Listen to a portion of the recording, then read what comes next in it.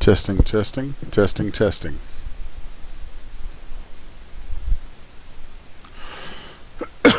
Pardon me. Testing, testing. Hey, you guys, can you hear me? Can you hear me? Check, check, check. Check, check, check. All right.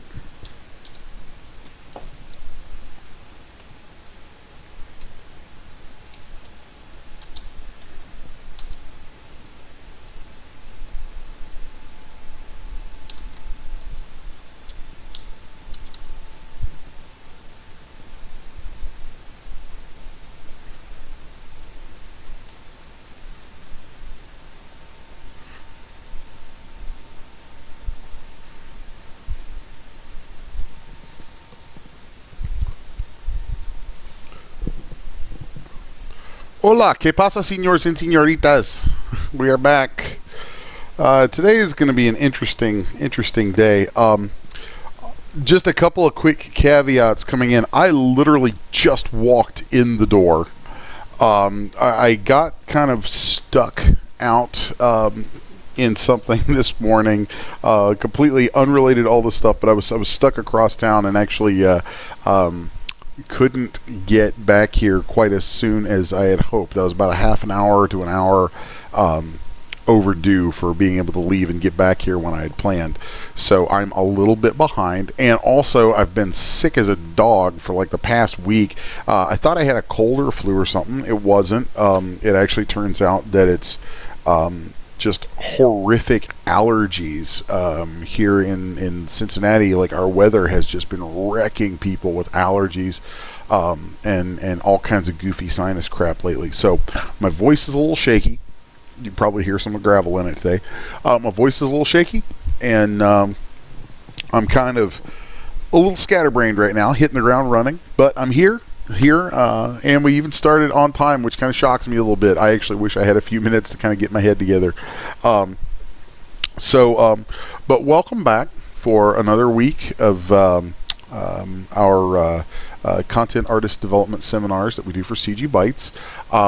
This is our first one.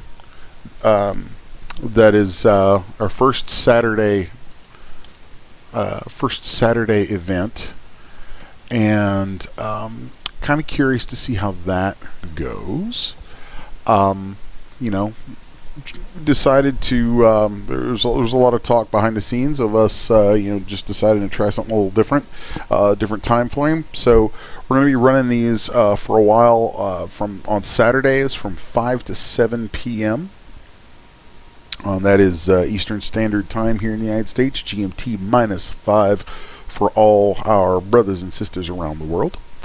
So let's see, where are we at? Before I jump into this week's topic a whole lot, I want to, as is kind of customary at this point, I want to take a look back through the live chat, because I know some people show up early and kind of hang out a little bit with each other, which is pretty nifty. And I always like to kind of give a little bit of notice to the folks who do that. So we see Matt Pitts, obviously 3D Loki, aka Mr. Jason, is with us because he's a CGBytes guy and he's here doing a CGBytes thing. Let's see who else we got. Magic Bugs is here. Hey, I'm glad you can make it for Saturday. Nick Silver, Matthew Pitts, Terry. Hey, Terry, lady from CGBytes. She's always with us, keeping track of things, helping out, and all that kind of stuff. So, let's see, Terry. Lobo3433 is with us. Good to see you here. Anybody else? I'm seeing Andy Rogers. Trying to recall if I've seen you in one of these things before in the chat. I think I've seen your name a couple times. Good to have you with us. So, anyway, looks like that. Reggie's here. Reggie Hicks is here. Reggie's a regular. Then Henrico. I love to roll your R's, man. Henrico. That's a great. I love that name. That's so great. My father's name was Henry, so I don't know. Something about it always makes me smile. Anita Amaranth is with us. So, all right. So, hi to everybody. Dave Bates just popped on in the chat. So I really dig seeing people pop in the chat. It's like I know usually there won't be as many people in the chat as there are actually watching, and that's fine. You know, a lot of folks, a lot of folks kind of stick to sort of the wallflower sort of thing, but it's nice when people will come in and say hi and talk a little bit, because it's like you get to know people a little bit in here, and that's a cool thing. So hello to everybody, and welcome back for another week. Before we move on into the actual subject of the week, since I have a few of you guys here in the chat, I would like to kind of open things up for just a minute. Last week we wrapped up our series on Algorithmic's Substance suite of products, and a number of different facets of using those products in conjunction with content development for DAZ Studio. So I want to open things up and see if you guys had any questions or comments or things that you'd like to have touched on again about any of that, or any other subjects that you'd like to talk about for a little bit before we get into the topic of the week.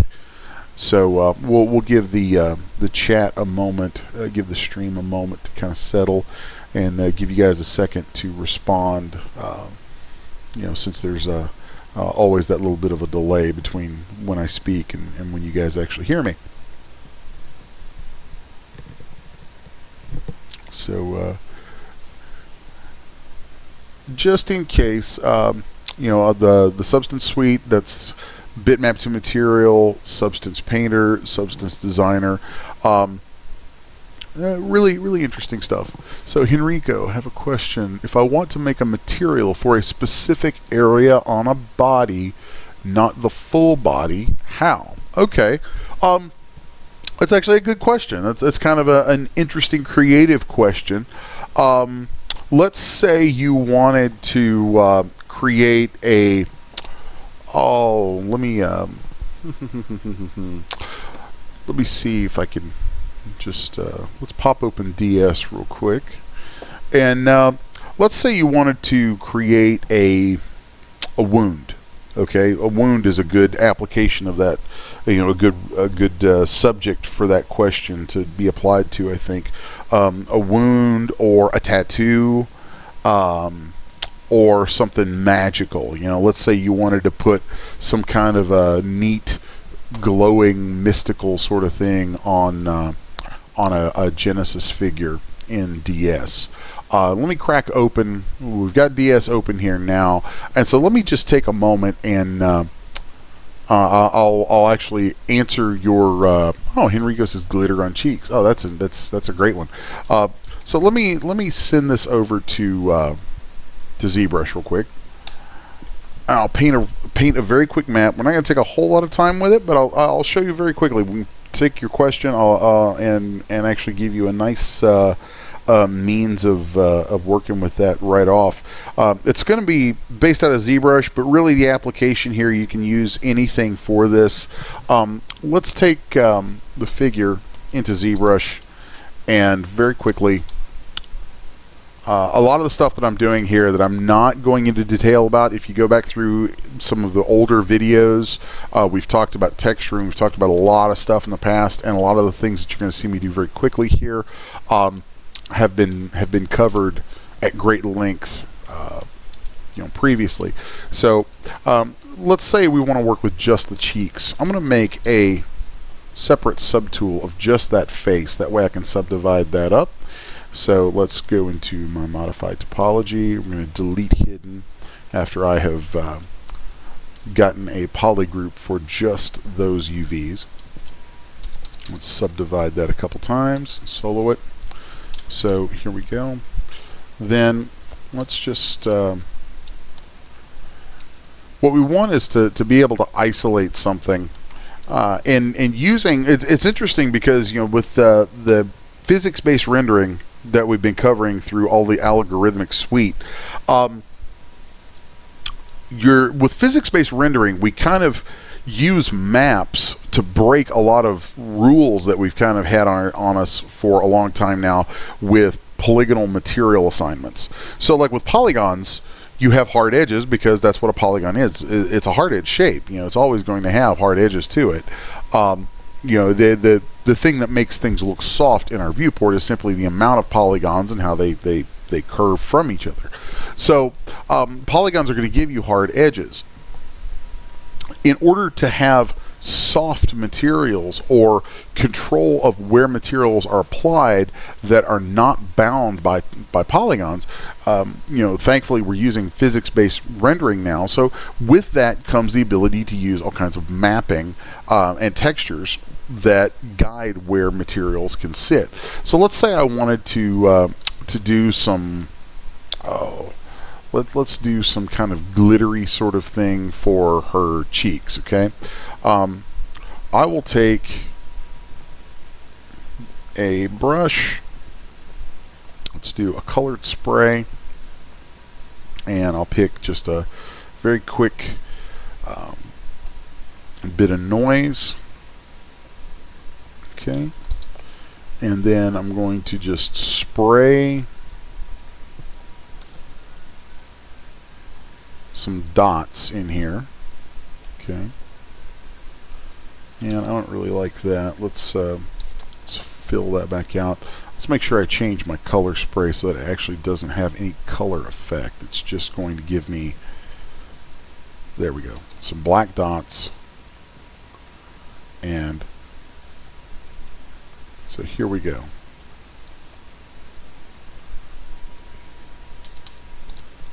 Let me turn on some symmetry here. Okay, and so let's do something like that, then maybe something like that. Now, what I'm going to show you is to answer that question. I'm sorry, guys. I love it when there's a question, because I actually really am fond of being able to just quickly answer stuff on the fly like that. And it's something I really encourage you guys to do. So here's a quick map with some noise in it, and let's turn that into some glitter. Let's take, let's see.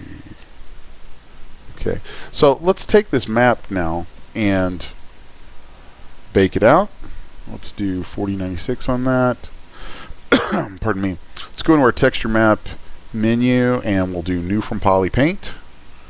Okay, and I don't even really have to run this through Substance or anything like that, although if I could use this map to drive material creations in Substance. So then, material effects that I want to translate over into PBR, into physics-based rendering, I could use the black or white of this map to control where those effects are placed and see them as I work with them inside Substance. So that's kind of a cool thing. But even without using Substance, and I'm going to kind of bypass Substance so that I don't take too much time and end up actually sidetracking myself too much. Even without Substance, we could take this map and let's invert it, because white is opaque and black is transparent. So I'll go into my texture menu here real quick, and we'll invert that map. And then I'm going to export that someplace that I can find it very quickly. I'll just toss it out here and call it Scratch. Okay, and I'm just going to keep it as a PSD for now, although typically I'm going to work with JPEGs.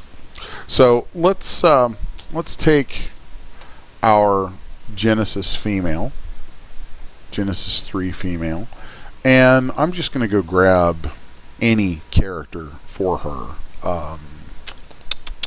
Let's see. Let's apply Isabella. Okay. And there we go. Oh, and to get that little dialogue that I just popped up there, if you hold Control, this is kind of a nifty thing, guys.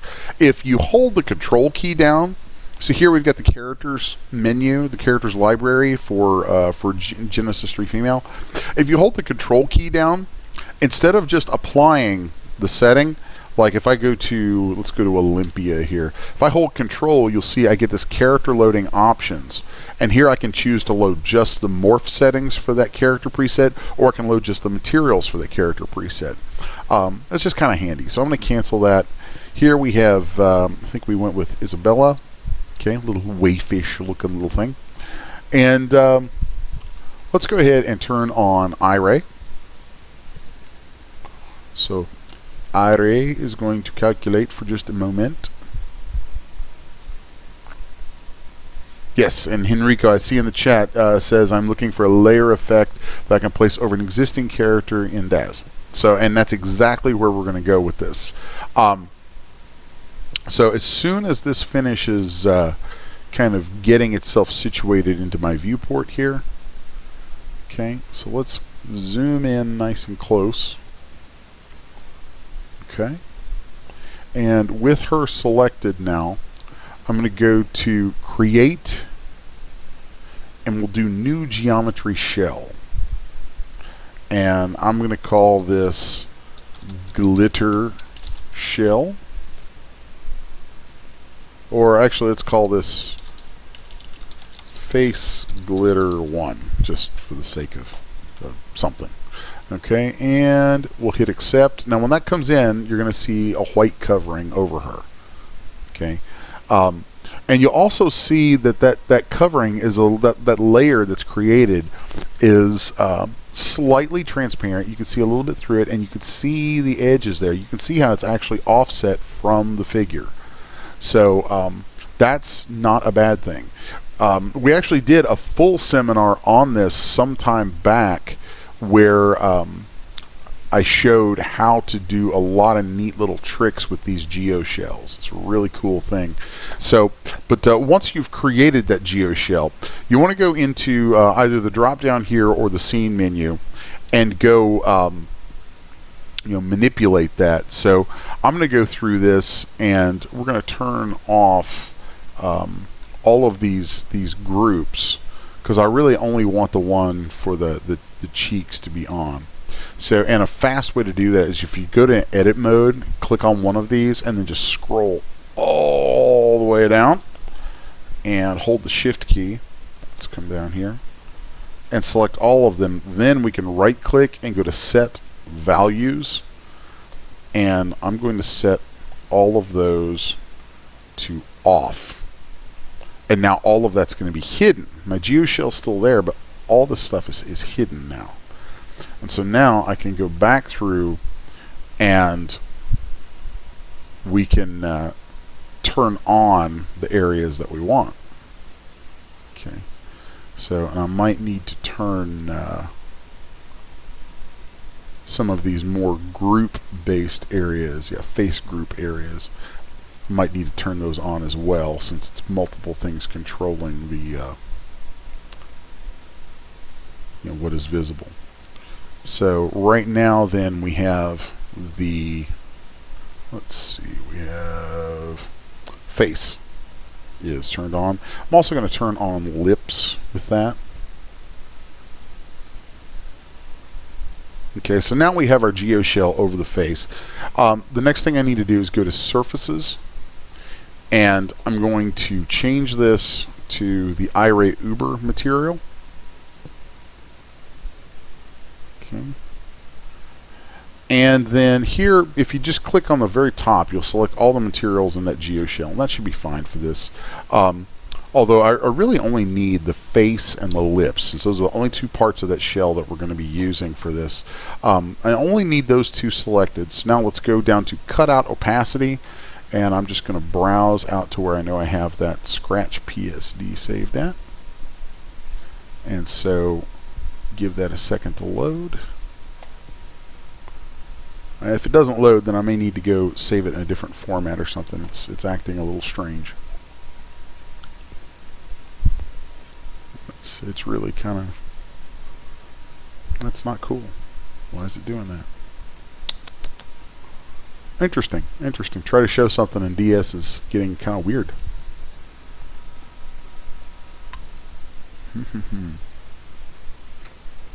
Is DS crashing on me? Could that be the case? Isn't that magical? I haven't had that happen in a while. I haven't had like a live, full-on DS vomiting on itself kind of crash in a while. That's some magical stuff right there. Okay, yeah, it is straight up just freaking out. So let's kill that. Kill it with fire, and we'll do this again. So hold on a second. Let's just fire DS back up.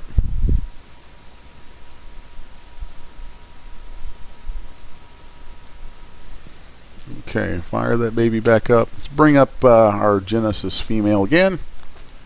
Fortunately, this is a quick process, so we won't be taking a whole lot of time with it. Hey, I see Miss V in the chat. How you doing, Miss V? Good to have you with us. All right.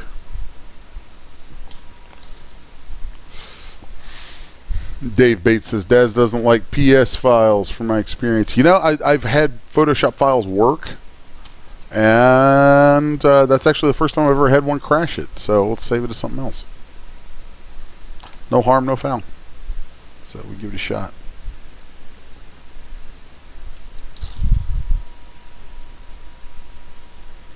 Yay. There we go. Alright, so let's go back over to DS now. And for the sake of demonstration, I'm going to show this on top of an existing character preset. So let's go to characters. Let's get right back to where we were with Isabella. I'm going to apply everything to her.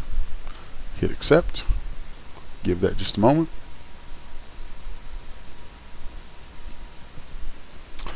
Henrico, trying to do a texture layer. He says, I thought about geoshells, but I also thought there might be a way to create a texture layer on top of an existing texture. You know, yeah, for something that's going to have usability for the end user, I would go with geoshells for what you're trying to achieve. I really would. That's really, in my opinion, going to be the best route. So let's go in and do our new geoshell. Here we go. Geoshell is applied. Once the geoshell is applied, we need to turn off the visibility for everything we do not need. So, and I'm just going to work from inside surfaces here. Edit mode, then right click and set. I'm going to turn all of that to off. And then we'll turn face on, and then we'll turn lips on. Okay, and then again, take my material, apply the Iray Uber shader. Yay! And then let's grab face and lips, and let's go to cutout opacity, browse, and then this should work this time. There we go. Okay, so now you can see that white of the material showing up where we have that map painted. Okay.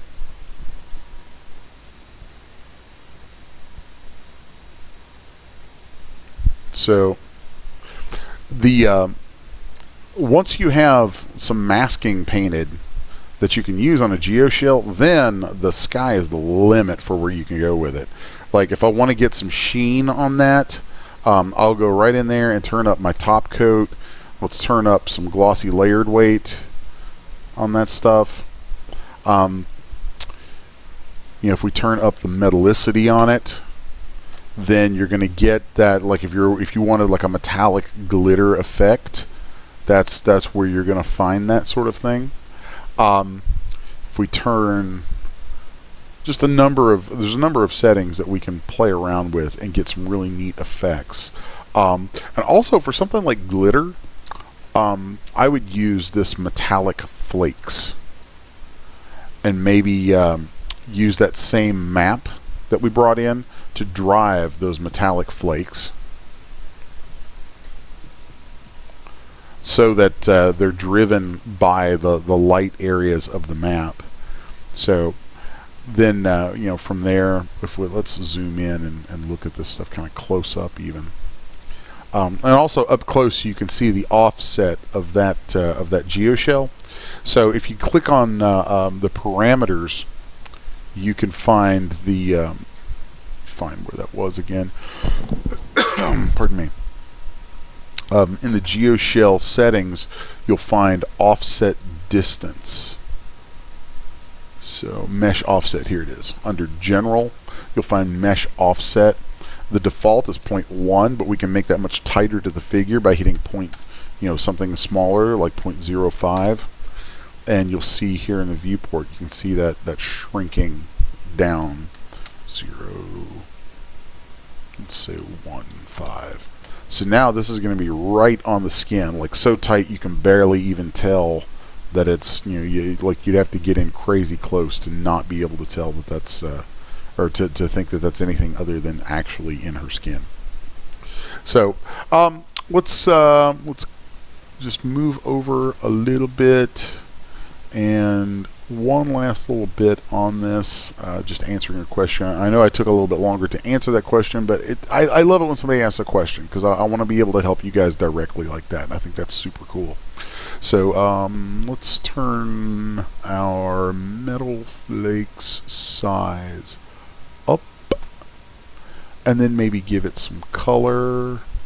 Let's do like a light blue. I think that'll be contrasted enough to kind of stand out. And as the iRay engine kind of bakes down there, you can start to see some of the effect of that. So you can play with that all day long, do all kinds of cool stuff. I dig using a map like that in the emission channel, because let's say we turn that up like that, and give it that color, and then let's turn this to some other value. Okay, we can then, let's just set this, really? There we go. Set that luminance down to 0 and start working our way up with it. And so now by adding a little bit of luminance to it, you really start to get more of a sparkly, glittery sort of effect. And it's nice using some emission in that too, even if it's just a tiny amount, because then it's actually going to cast a little bit of light as if it were, reflecting light. And it has some reflectivity and all that, but to get that glittery sort of effect, I find that adding some emission to it kind of helps sell the illusion a little better. So Henrico, I hope that kind of gives you some some things to think about with your question there. So let's see. Oh, and Colonel Sanders. Let's take another question or two here. I'm kind of playing it a little fast and loose today. The subject of today's session is going to be personal branding, and while it's an important subject, it's a weird one for me. So I want to. I'm really kind of digging that we've got some questions here right off. On just some straight up stuff, because I want to try to help you guys make sure that you're getting what you want out of these out of the help that I can provide. So let's see. Colonel Sanders says, how do you set iRay Uber as a quick slot button? Let me show you real quickly how you do that. If you go into your library and you go down to, let's see, where are we going? Actually, anything that you can access in the library over here. If we go down to our shaders, and we want, oh, why am I having such a total brain fart here? Shader presets, there we go. And then if we go to iRay and then DAZ Uber, if you right click any of these and hit create custom action, okay, create custom action, that is going to add it to the top up here. I think it's been a while. I haven't added anything. Let's just add car paint, okay, just for the sake of demonstration. Okay, create custom action. Okay, so now the custom action has been created and it's in my scripts menu. There we go. So here you can see it's been added to this menu. So the next thing we need to do is get it into one of these slots up here at the top. So to do that, let's go to, I believe it's F3. Yes, F3 is our customizing menu. So let's see. So in our customizing menu, we can then go right to the very top where it says custom, and you'll see all of my custom scripts that I have in here, and you'll see where we just made that custom script for the car paint. So then over here, if we go to our toolbars tab, okay, and we Here I have a section labeled scripted. This is all the stuff that's being pulled from scripted. And if I just add that, I should be able to add this over here. Like I said, it's been a little bit, so let's here we go. It's funny because if you just drag out here, it'll look like you can't do anything with it. You want to drag it and just drop it somewhere in here. Okay? And then that will appear, and now we hit apply. Give it a second. And now you see that shader appears up here. The same thing is true with any figure, any clothing, anything that you want to have accessible through the very, up there through the top with all your other tools. You can toss in here this way. So let's just remove that from there, and I will delete that custom action because I don't need either one of those. And I'll hit apply and accept, and now I'm back to where I was. So that hopefully that answers your question. I'm very big on customizing my interface.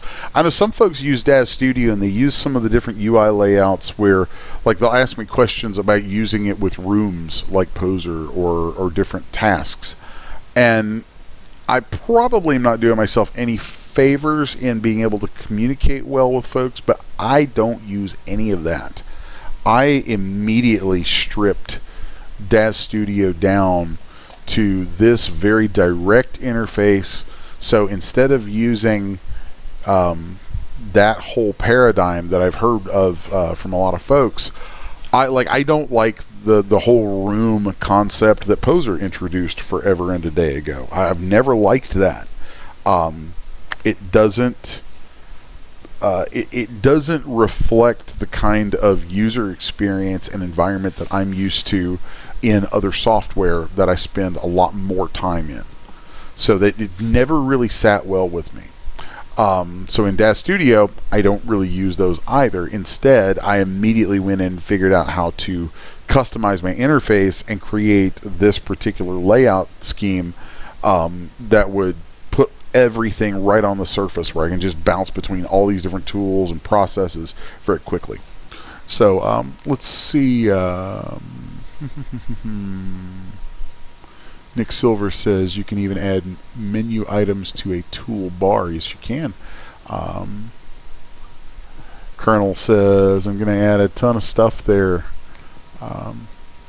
Lobo, that might be an idea for a webinar itself, stripping down the interface for Daz Studio. That's not a bad idea, actually, because there's a number of things that I think could be shared that way too, just assets and things that would make for good little interface enhancements. So it's a pretty cool thing. So yeah, there's that. Does anybody have any other questions or things that they'd like for me to touch on before I go wandering into the interesting and kind of bizarre world of personal branding in this market? Because that's what today's about. Today is all about building personal branding, and it's a weird subject in a way that I don't think folks really.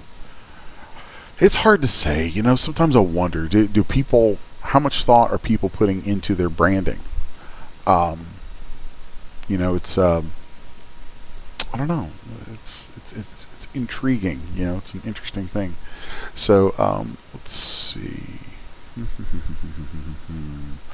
I need to give you guys just a second, like I said, in case you guys have any more questions or things that you'd like for me to touch back on before I go digging too deep into this. Okay.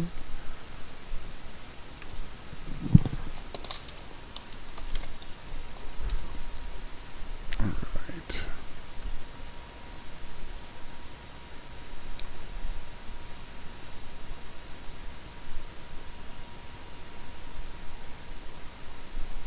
Just a moment.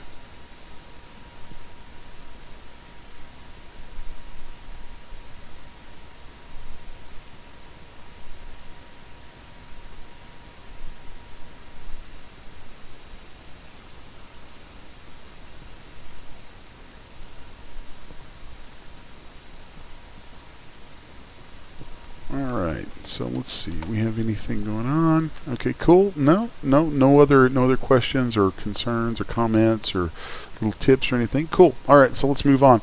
So today is all about personal branding, style development, and personal branding. It's such an odd sort of subject in a way. I mean, because let me kind of back up and come at this from sort of an anecdotal kind of angle, and really reflect on it from personal experience, because that's really the best thing I have to work with in that. I'm not a marketing guy. I actually part of why I was a little bit behind getting here, I was actually meeting with a marketing guy right before this, before time to do this. I was meeting with a gentleman I know who does marketing for large companies and all kinds of stuff. And we were talking about a lot of things like this. So it was really interesting. I was trying to pick his brain a little bit before I came into this, and kind of got detained with some of that. So anecdotally speaking, one of the things that I get asked a lot is, where does the name 6S1 come from? And it's interesting to me because that question is a moment of branding. Anytime that question is asked, and it gets asked on a pretty regular basis, anytime that question is asked, it is a moment of branding. And I like that. I think that's a very, very cool thing. I'm going to try to find in my templates, somewhere in here I have my official logo. Like I said, I got here, I got detained with some things that were going on today, and was a little bit late just getting into the party. So let's see, templates, here we go. So let's just pop this up. So here is the official 6S1 logo, and then let's grab here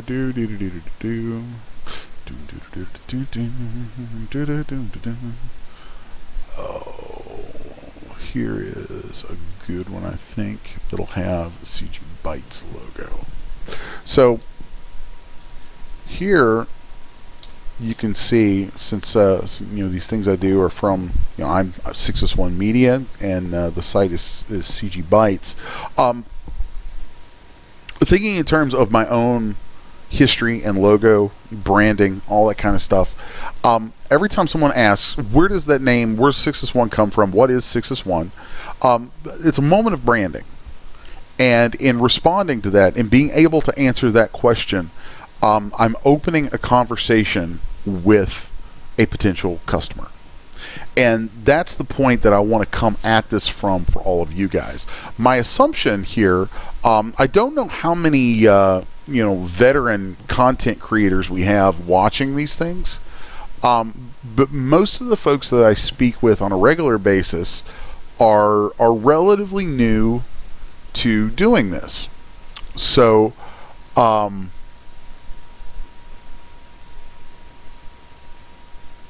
let's see. Most of the folks that I speak with in the course of these seminars and everything are relatively new, and that's great. Everybody's got to start somewhere. So Terry says her sound dropped. Is anyone else having sound problems? Let's just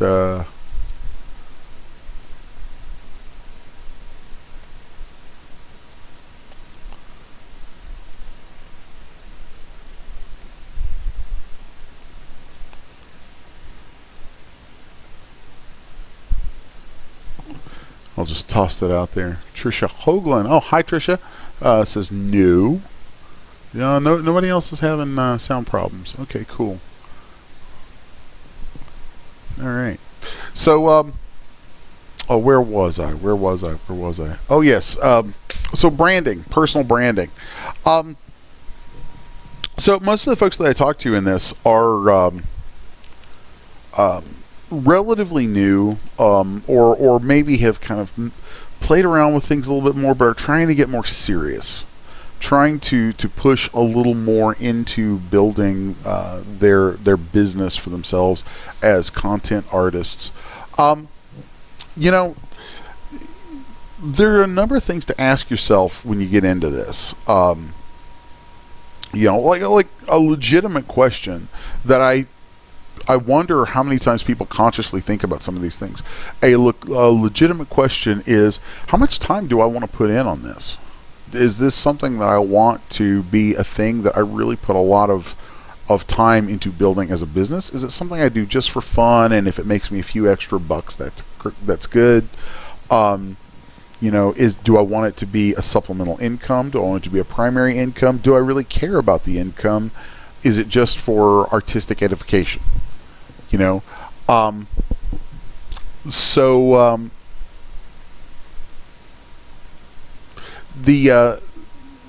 answering that question is important, actually, and I think that a lot of folks don't answer that question early enough on for themselves. And there's no wrong answer.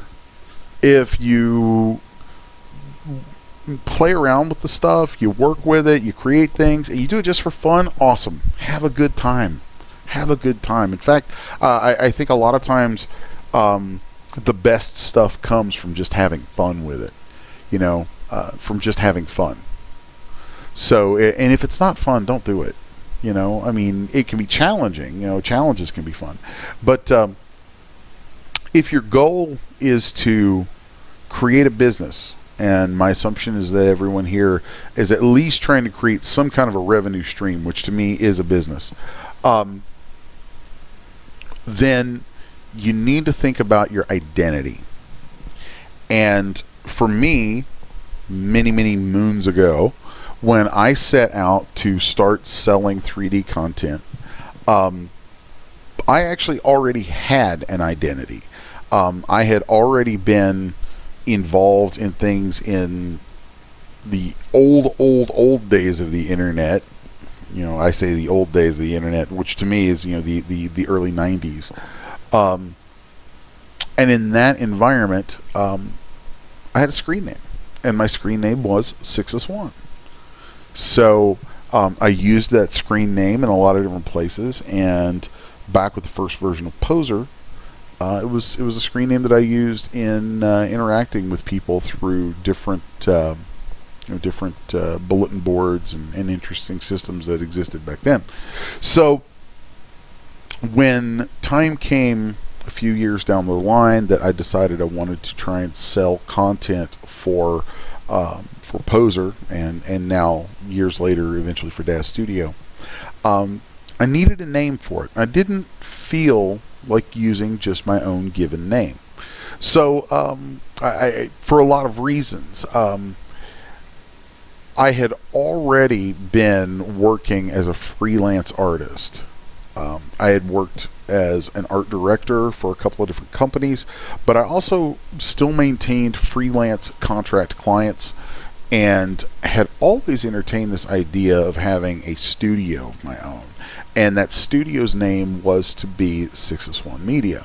The reason I chose that name, and I tell people the story sometimes, is that I chose that name based on a story that I had written in high school about an android who, it's a very pat kind of repeated sci-fi theme, of an android who throws off the shackles of his server, of service to his overlords, and and rebels, and he was part of a line of droids that were called Sixus, and that droid who rebelled was called 6S1. And so that's really it was a much larger, grandiose sort of thing than that, but it was something I wrote as a teenager, and it stuck and became kind of an identity. And it reflected a lot about me, and that's where I'm going with this. Is if you're going to step into this stuff as a business, and you're going to put the effort in to try and create revenue streams with your art, okay, think long and hard about your identity, because that identity is your brand. Let me say that again. That identity is your brand. This is a very personal market that we're in. We deal with people, whether you realize it or not, you're dealing with people on personal levels and with things that are personal. You are providing for them tools, pardon me, you're providing for them tools for them to express themselves. And so in a very intimate way, you get to participate in their creativity, and they in turn get to participate in yours. You create something and they take it and use it and create their artwork with it. So there's this shared sort of thing that happens, and the kind of content you want to create should drive whatever kind of identity you decide on. Some folks go by their given name, and that's great. Sometimes I wonder if I shouldn't just do that. But I've spent many years developing my studio, and so I stick with my studio name for my products. So with that, some of the things to consider with that, with naming and branding, is like for myself, I chose a name that I know actually was a really bad choice. I've thought long and hard many times through the years about changing the name of my studio, because what the holy hell is 6S1? It doesn't resonate right off the tongue. It's a weird sounding thing. I always have to explain to people, no, there's not a number 1 in there. The 1's not written out. It's just the number 1, SIXUS 1, media. I always have to explain things about it like that, and those are actually very bad missteps in branding. But I made the call early on because it felt right, and I stuck with it. Well, the funny thing about that is whatever you go with, if you stick with it, eventually it becomes a thing. So it's and at this point, some like 20 years almost, going on 20 years down the line in this line of work, a fair number of people, there's a few of you who know my name, or at least know 6S1, right? So and so in that sense, my branding has worked. My personal identity development has been at least somewhat of a success.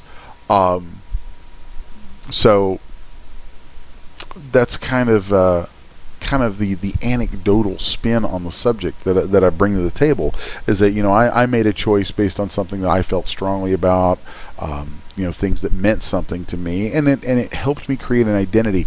And within that identity came parameters. And that's one of the things that you need to think about, is what are the parameters you create for yourself when you create that identity. If you take a name, if you decide you're going to enter into this market or any market, and you're going to enter into a market to create a type of goods, and you call yourself, John K. Pirate, or something, you call yourself, the Jolly Roger, and you've got I'm going to give that a Jolly Roger, and God, that's a horrible reference. But anyway, you call yourself the Jolly Roger, and you're, and you've got a pirate theme. The upshot of that is that choice gives you a very clear definition of what your target is. But if you make that choice, and then you decide 6 months in, a year in, 5 years in, you decide, man, I've really done the pirate theme stuff to death. What else am I going to do? Can I do something else? The moment you step outside the parameters defined by your brand, you're stepping outside your brand. And so you actually run the risk of creating confusion to people who already know you, and to people who don't know you. You actually can create confusion through the disconnect of having content that doesn't align with your name. So if we take as the other example I was going to use today was CGBytes. If we take CGBytes has a brand. There's the logo, there's the cube, the orange cube, CGBytes. Okay, and it's a cool name. I like that company name. I think that was a great name. It's a name that carries a really solid brand approach to it, because it doesn't say we make sci-fi goods or we make fantasy goods or we sell. It doesn't even say that we sell 3D content necessarily for Poser or Daz. But what it does say is we are CG. Okay, we are CG. It says that the company is Computer Graphics. So, okay, cool. Well, okay, everybody kind of knows what that is to some degree. Most people in today's world are going to have some concept of what computer graphics are. So, CG. Yeah, CG. There's CG in movies. There's CG in advertising. Oh, yeah, CG. CG bytes with a Y. Bytes, like computer bytes. Oh, computer graphics. Bytes. Interesting. It's catchy. It's got a neat spin to it. But it's also versatile and could pivot to all kinds of different subject matter. Then you add to it a geometric shape, like the cube, and all of a sudden it becomes something that can have meaning to a specific market while still being able to go to other places. And there's interesting conversations that some folks there have that I get to have with them sometimes about some of the other areas that we'd all like to kind of explore under that name of CGBytes. But all that to say, the branding is there. That branding has been built now inside the content market for the last couple of years and is growing stronger. There are other things about branding that we take into account that are a part of that CGBytes brand, especially right now, like the fact that CGBytes is a relatively young marketplace for CG content. And rather than treat that as a negative that some would say, we instead prefer to offer it as a positive and say, no, it is a young place. It's an energetic marketplace, an energetic brand with a future to it and a lot of passion behind it. That means it's going to be a nice place for new people, for new talent, for new artists to come and do their thing and really find a good, responsive crew of people who want to help them succeed. So all of that becomes part of what we want people to see in CGBytes as a brand. Okay, for me with 6S1, what I want people to know with 6S1 Media, and when they hear that name, 6S1 makes cool stuff. That's it. That's my goal. And that leads to the next part of branding, at least in my mind, is what is your goal? What is your statement? Who are you? What is it you're trying to do? I want to make cool stuff. I want to make monsters. I want to make cool ships. I want to make characters that people are excited by. There's all kinds of cool stuff like that. And so what 6S1 means to me, and what I try to get it to reflect to other people, is that we make cool stuff. We make stories. Even products, even a product, every single product I make, even if it's a freebie that we just give to you guys, right? Every single thing that I make has a story to it in my mind. Even if I never write it down, I never share it, never tell it, never do any of that with it, for anybody, there's still a story there. Because that's what 6S1 is. We make cool stuff, and cool stuff has stories. Everything has a story. So that's how I approach it. Now, when you think about branding, you think about what is my goal. Your goal might be, I want to make cutting edge fashions, or I want to make the sexiest pinup clothing, or the most realistic human female skins. Everybody is going to have something, some way that they can define what their dream is and what they want to do. And that, I think, is an important thing to bring to the discussion when you consider branding. because branding is it's defining who you are so other people can understand you as quickly as humanly possible. And so if you don't have a well-defined dream for yourself, if you don't understand yourself, then how the hell do you ever expect for other people to quickly have some sense of understanding, at least a touchstone that they can recognize you by? It's not going to happen.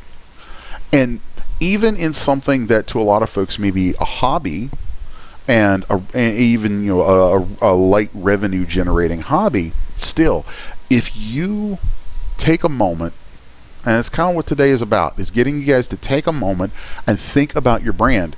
If you take that time and say, man, this is what I do. Just look, if you've made, even if you haven't released any products of your own at all, if you look at the last month of time you've put in on working on anything, say you've kind of messed around with 4 or 5 different ideas, or 2 or 3 different ideas.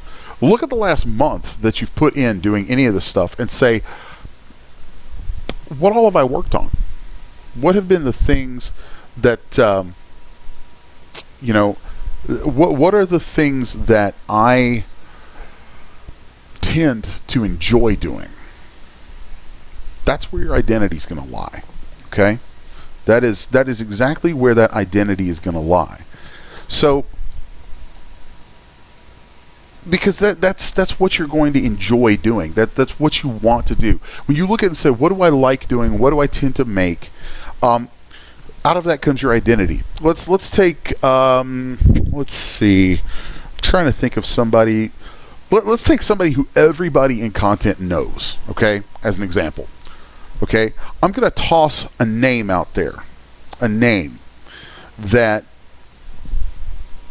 to anybody outside of this, outside of what we do, this name is going to sound like 2 words that has a completely different set of meanings than what it is to any of us, okay? So I'm going to say it now, okay? Here you go, 2 words. Stonemason. Everybody should immediately have an image in their head. You at least have some idea in your head of what that name carries with it. That's branding. That is solid branding. Stonemason. Everybody knows Stonemason. In this game, everybody knows him. Okay?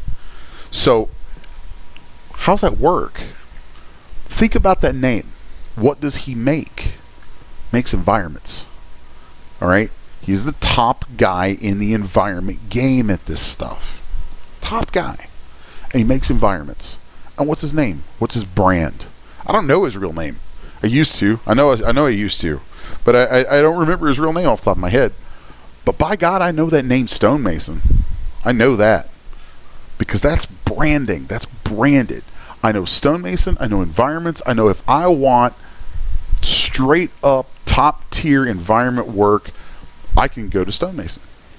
And what is a stonemason? Stonemason's a builder. So he selectively chose a name for himself in this endeavor that reflected perfectly the thing he's going to do. What is he doing? He's building things. Specifically, he's building environments. Environments contain buildings and all that kind of stuff. Stonemason. Stonemasons build buildings. As so simple as that is, just think, the moment I said stonemason, I guarantee any of you listening to this or watching who are involved in 3D content, specifically Poser Daz Studio, the moment I said stonemason, nobody missed a beat. You all knew exactly what was going on. Okay? So that is what you want. I guarantee you he was able to look and go, I'm going to build this. I'm going to build this. I'm going to build it really well. That's my focus. And he took a name based on that focus. If you are going to build the best damn shoes in this market, then for the love of all that is good on this earth, if that is your singular focus and you plan to be the best there is at it, pick a name for yourself that's going to brand you to that. Because the minute you brand yourself to that thing that's your focus, Well, that thing that was your focus becomes branded to you. If you start a conversation in this particular market about environments, you can't have that conversation without the word stonemason even coming up. You can't do it. I mean, it's part of the vocabulary now. It's so deeply ingrained. So deeply ingrained that it's part of the vocabulary. So if you wanted to be the best shoemaker, call yourself, 3D cobbler or 3D, well, that you might be a pie maker then, I don't know. But find something that's going to resonate and hook you deeply into that thing. It's one of the reasons that I say my own studio name is actually a horrible brand for this stuff that I do, because it doesn't hook me into anything. It's actually an intentionally vague name. It was intended to be malleable, and that's another way to look at it too. If you're like me and if you're somebody like me who has a lot of irons in the fire, I'm a generalist. If you were to see my resume in professional circles of 3D, typically my job title is technical director. Okay, I do character design, I do character development, I do a lot of different stuff, but all of those things end up being subsets of the title technical director, TD. In movies, they call us. You'll hear say, "Oh yeah, send that to the TD." Typically, a TD is a guy who builds or oversees the building of stuff and helps make sure that the rigging is solid, everything fits technically into the way it's supposed to work. A technical director is basically somebody who's done enough of the art chores that they can kind of look at the overall picture and help make sure everybody doing specific jobs, like an animator or a texture guy, make sure everybody gets the stuff they need to do their job well, so that the entire picture comes together just right. That's what a TD does.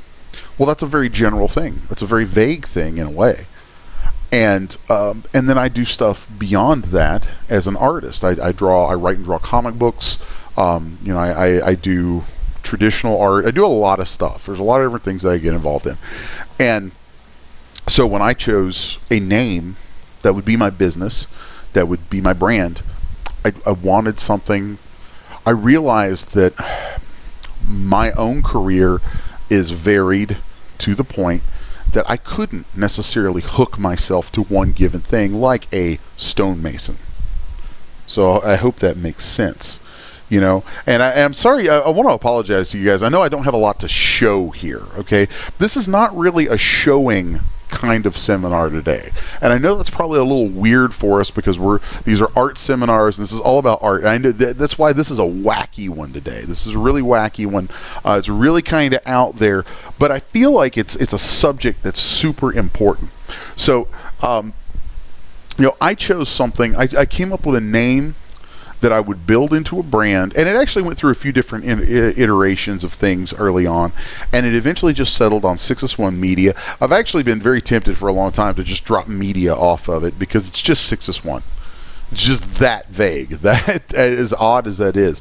And the reason that I chose that is, and I'm not saying all of this to tout anything about myself. This is not like a self-promotion thing. This is actually more about, this is what I do, and this is why that name is what I chose. This is why my branding looks the way it looks.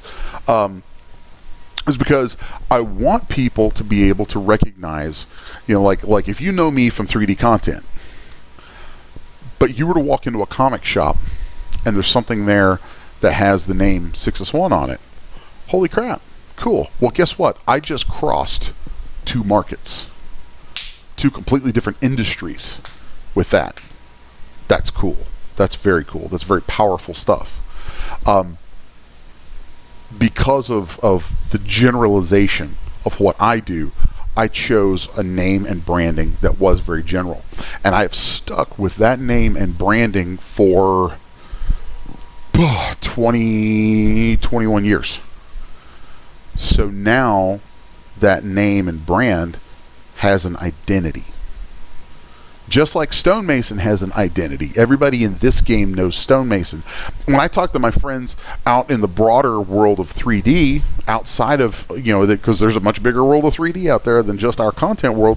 When I talk to friends and business associates and things out in other parts of 3D, if I were to drop the name stonemason to them, they're going to be like, what? Who are you talking about? But it doesn't matter, because those aren't his market. He has a name that's been built and developed inside a market, and it owns the market where it needs to. And comparing 6S1 to stonemason as branding comparisons is a really good comparison of completely opposite ends of the spectrum. And it's kind of interesting then, because to bring CGBytes back into that discussion is kind of it's really kind of fascinating to me in a way, actually, just thinking about it, and it hadn't really even dawned on me until just now. So if I'm going to compare 6S1 and stonemason, we're opposite ends of the branding spectrum. Stonemason is hyper-focused, market-specific, industry-specific, and tight. Owns it so much that the conversation can't be had without even using his name. Mine is very broad, very vague. I would like to say almost mysterious even. And, because it's a general thing. I almost wanted a name that was more about a feeling than it was a thing. Then there's CGBytes that does kind of both. It's actually a really strong concept for a brand, because, anything that's CG and anything that's digital can be contained within that. That's really kind of neat. So what I want you guys to kind of think about is for yourselves. Where are you at? Okay? Where are you at as an artist? If you choose to just use your own personal identity, there's nothing wrong with that either. But then the next step after creating an identity or using the one that you have is then saying, okay, what do I do? How do I proceed forward? How does my brand affect my choices in what I'm going to make? Because it kind of should. Now, again, using my own example, if you're a generalist, your choice in what you make can be broad. But even so, I look at my own career and I look at my own plans as I move forward, or as I decide on things that I'm going to be doing, and I say, okay, this is the mode I'm in right now. I'm in fantasy guy mode.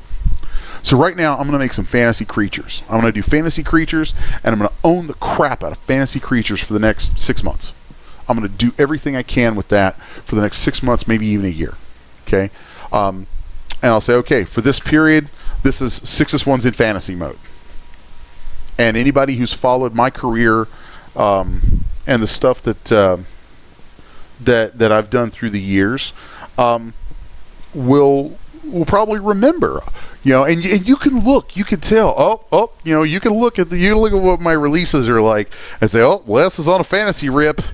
Yeah, 6S1's going into fantasy land. Okay, cool. So all my fantasy fans, all the fans of fantasy, boom. Okay. Oh yeah, 6S1's on the radar. Okay.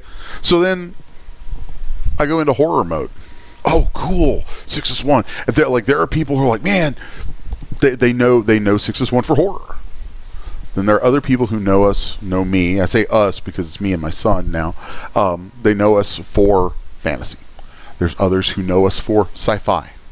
There's people who, outside of this market, who know us for comics and comic artwork or game development, things like that. I look at all these things, and I'll say, okay, I kind of pay attention to my own creative whims and say, okay, I'm going into fantasy mode. Well, okay, I'm going into fantasy mode. So how do I market that? How do I promote that? How do I brand that? I need to go into fantasy branding mode for a while. Okay, cool. So I'm going to make sure that I talk about fantasy stuff.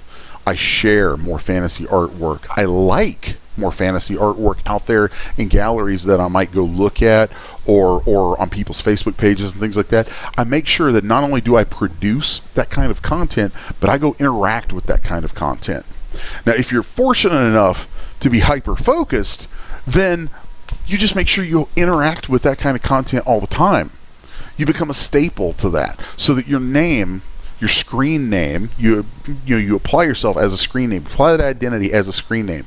That's why there's I've separated. I have Les Garner Facebook, and then I have 6S1 Media Facebook page. And a lot of times I go around and I post things and say things in places as 6S1 Media. Anytime I do that, I am using that brand. That brand is being perpetuated. Anytime you post something online, whatever name you're using to post it on, that's a brand.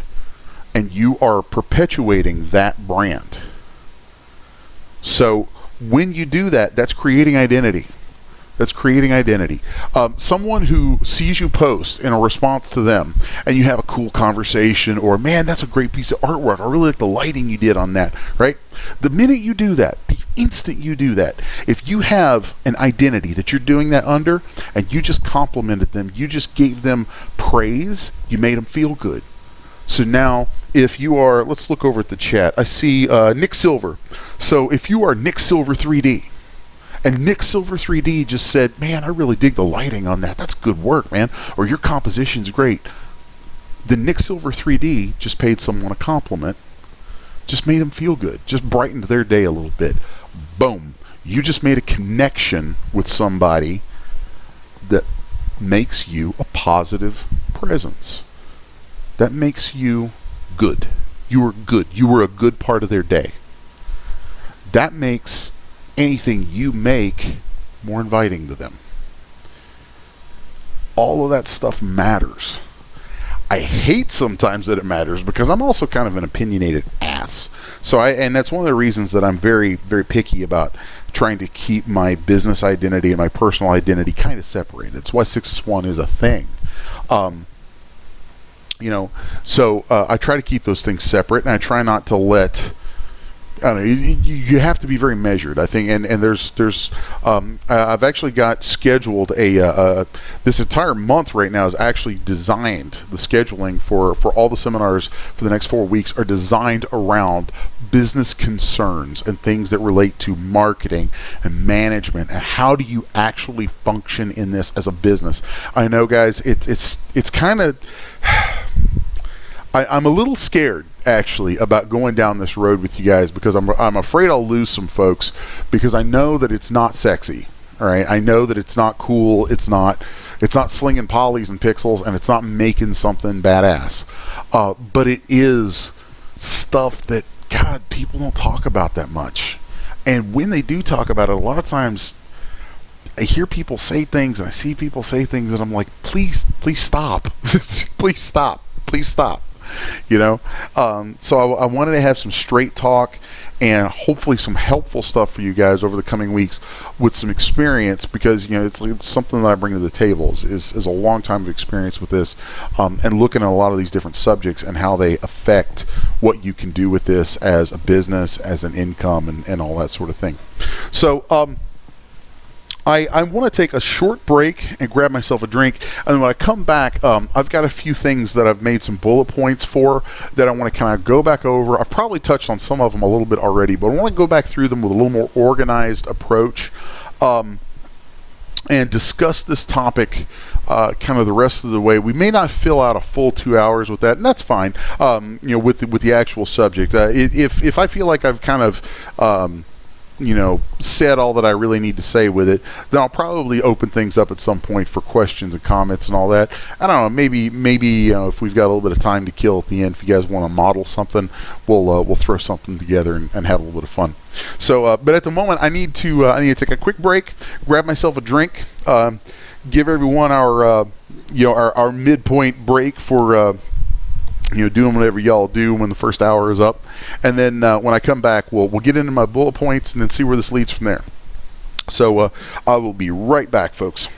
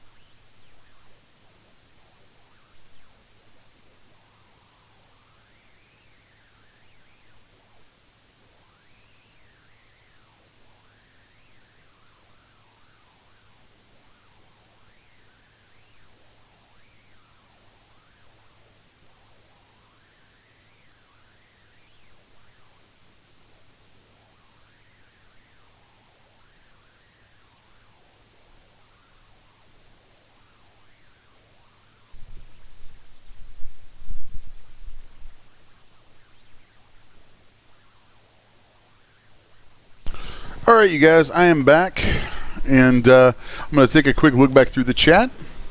So I think we had a little bit of conversation going on there that was pretty cool, like that. So let's see.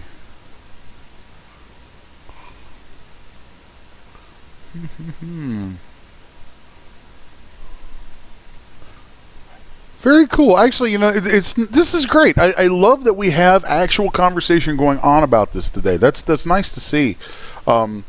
That's very cool. And it's cool because it shows me that you guys are interested in the subject, and it's something that you're actually thinking about. You know, I think that's just cool. So I am, of course, I'm back with my coffee. Yay, coffee! The world without coffee would be just not a good place. So I'm gonna hit some of that coffee. There we go. Let's see. So just read a couple of comments off real quick. Let's see.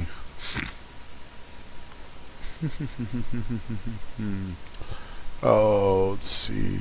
Reggie Hicks says, I really appreciate this. It's about personal development, building an identity for business. Yes, that's the idea here. Matt Pitts whines again as the stream buffers. Let's see. Alright. Nick says, I need to do some thinking about this. Let's see. Enrico. Alright. Talking about changing vendor names at CGBytes. Okay. So, let's see.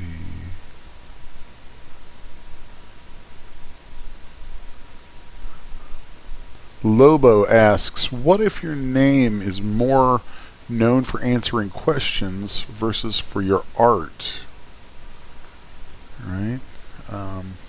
Lobo says, I'm known more for being an answer guy when it comes to things like Blender or Photoshop. If I don't know the answer off the top of my head, I can usually find it within an hour or so. So now I'm trying to broaden that, if that makes sense. Okay. So, Lobo, yeah, just thinking about that a little bit, you know, let me touch on that for a second. So, let's take your example there, man. You're, so you have some skills with Blender, you know Photoshop. So there's two areas right there. There's a lot of things to think about there in branding yourself with that. If those are things that you want to promote as aspects of what you do, if those are things that you want to market so that they become like if just by virtue of how you conduct yourself, okay, your habit has already created a sense of branding, because perhaps you interact with people a certain way, you tend to respond to certain questions, and you provide assistance a certain way. So that interaction has already created a kind of branding. The question then is, one, do you want to move that branding forward into more of a product realm where you're selling products under that brand? Or do you want to focus on building types of products that cater to what that brand may already be?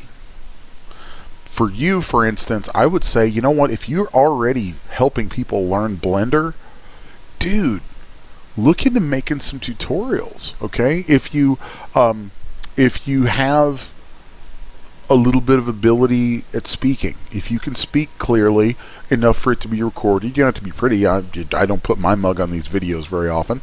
You don't have to be pretty, but if you can speak remotely clearly, I mean, I'm assuming, judging from your comments, that English is at least your first or second language, because your English looks pretty good. You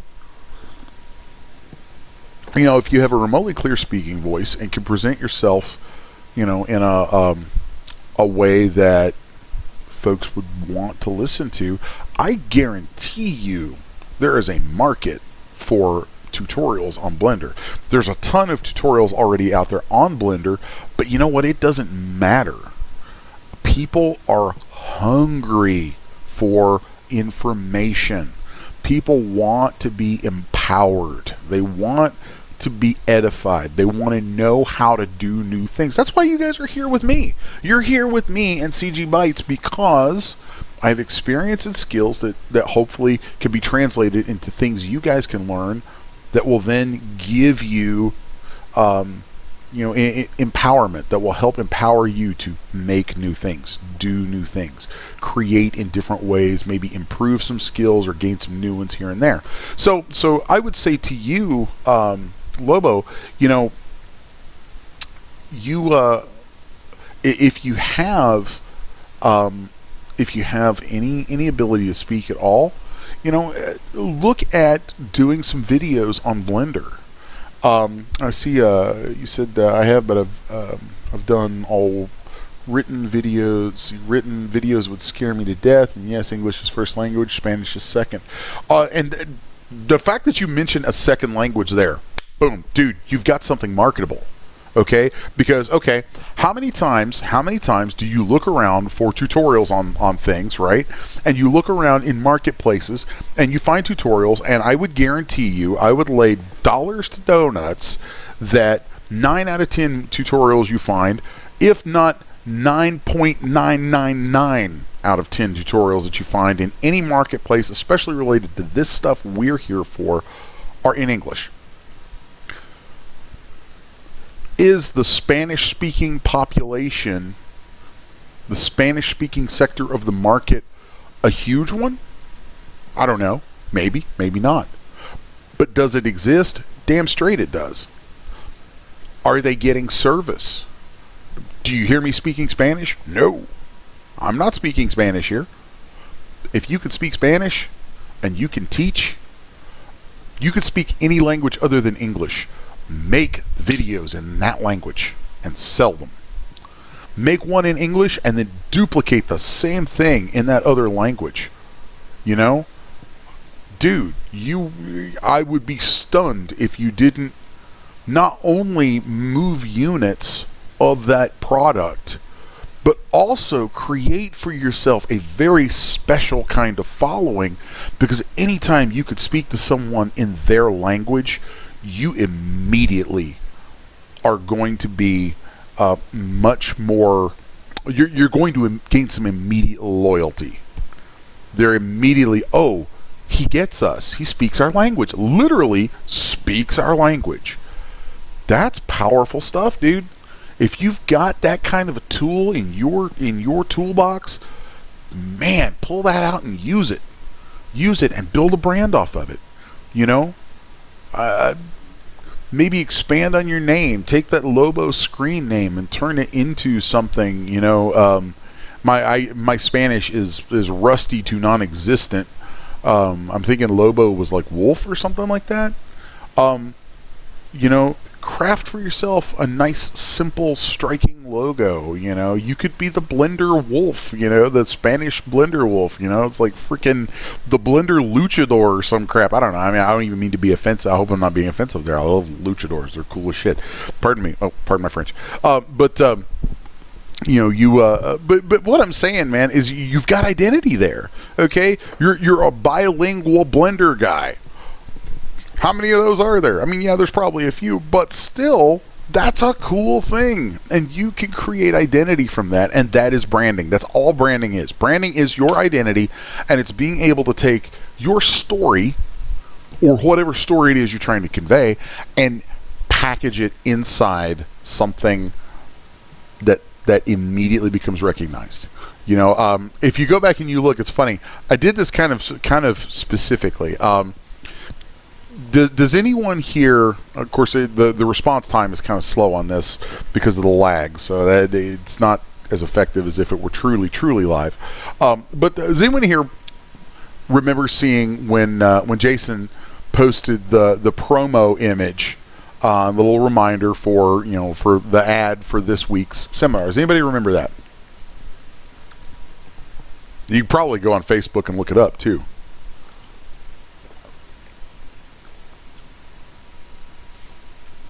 I'm going to assume you guys hopefully saw that. If you didn't see that, then Jason, we need to talk, because these people need to see your stuff. But I'm pretty sure they did, because he's got a pretty good social media reach with being social media director for he said, you all better say yes. That's right, you guys all better say yes. Jason's job is on the line here. No, it's not. I like picking on him, man. He's cool. So if you saw the promotional materials for this week's show, then how many of you guys thought Coca-Cola?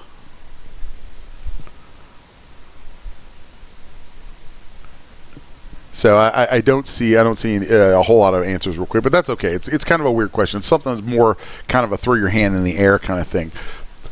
When you saw that image, even though nowhere in it was a Coca-Cola logo, you should have immediately had a touch point for branding, because I intentionally set it up using the Coca-Cola font. And I did that for a reason, so that I would be able to go back and say, look, this and that was a touchstone for you to something that is massive branding that you already are familiar with. Everybody knows Coca-Cola. Anytime you use that font, you're calling up the image of Coca-Cola. That's some branding going on right there. That's a brand that's so deeply embedded that a font is tied to it. So, and it was one of the points that I wanted to make.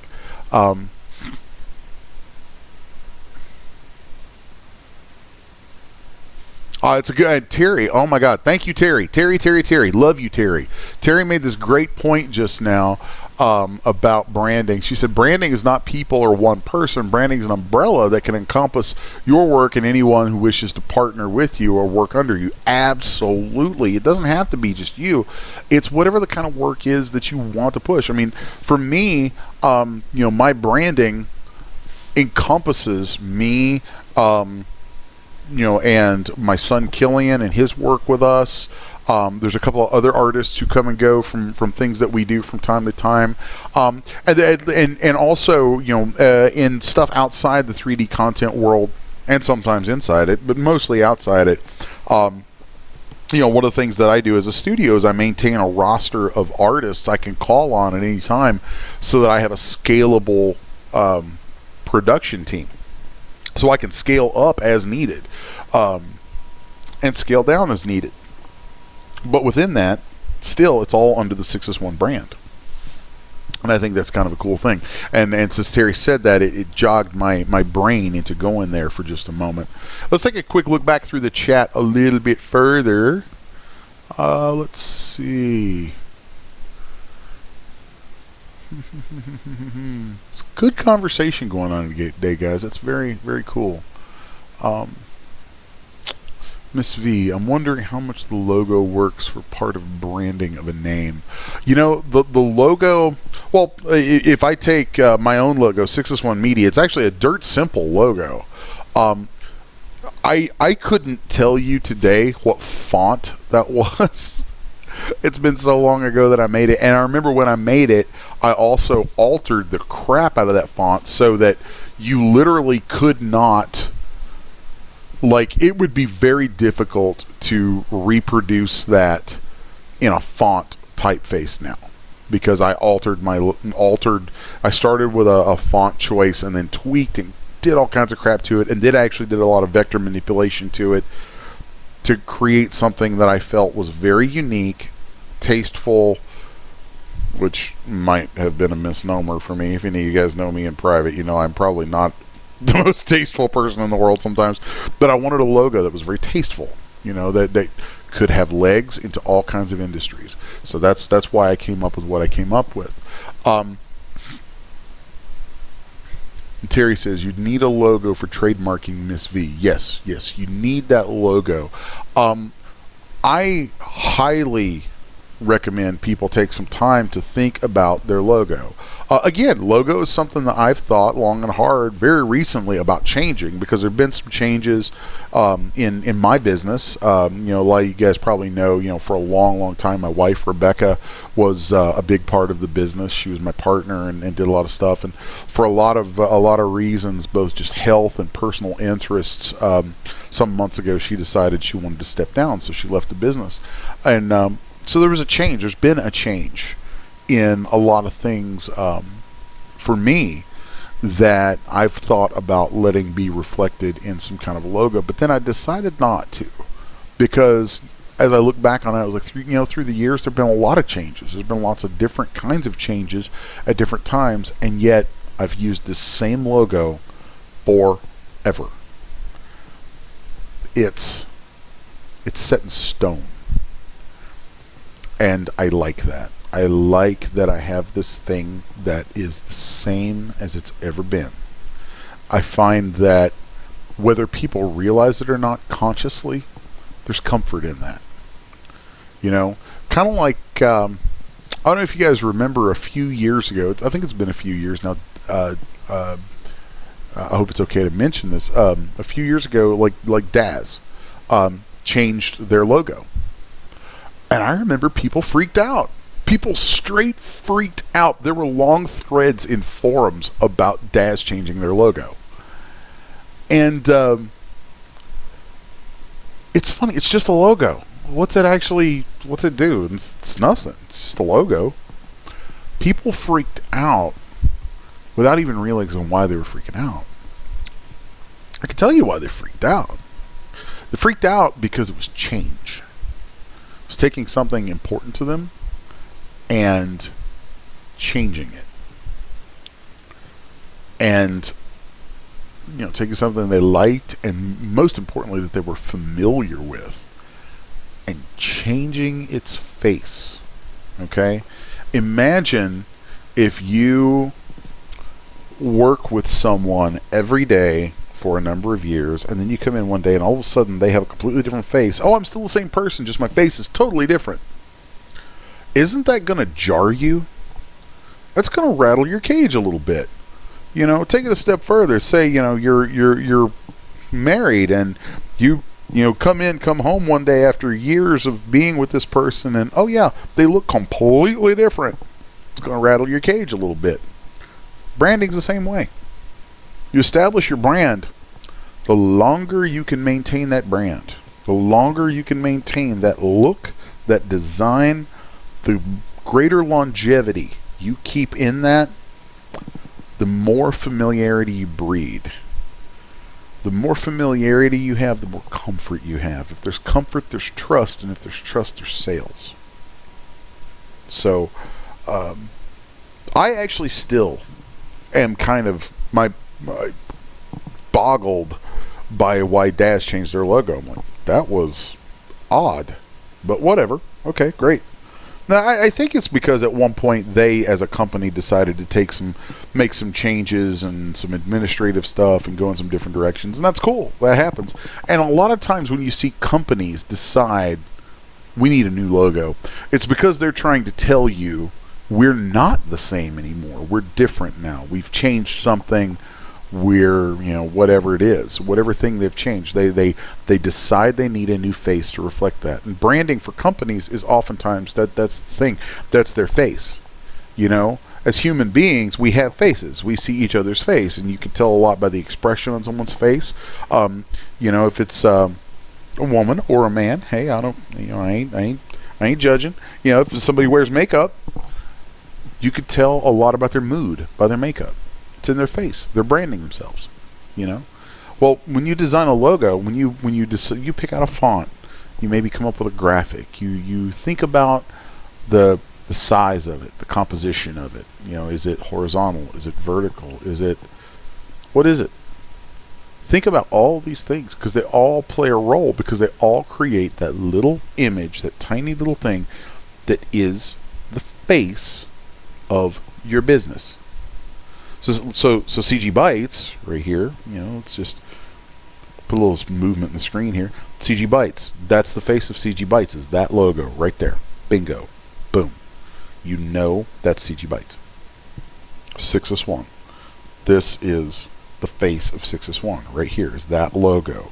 You always know this is genuine 6S1. You see that logo on something? If you see that logo on something from somebody other than me, you let me know, because I'm going to bust their chops. Let's get that right out there, okay? That logo is mine. I own that. That's me. And I guard it. But why did I choose something that is wider than it is tall? Well, because I have had some degree of involvement in working in film and broadcast. It's a landscape-oriented format. Computer screens are landscape-oriented formats. CGBytes has a landscape-oriented format logo. Whether they put that kind of thought into choosing that particular format or not, don't know. But they did.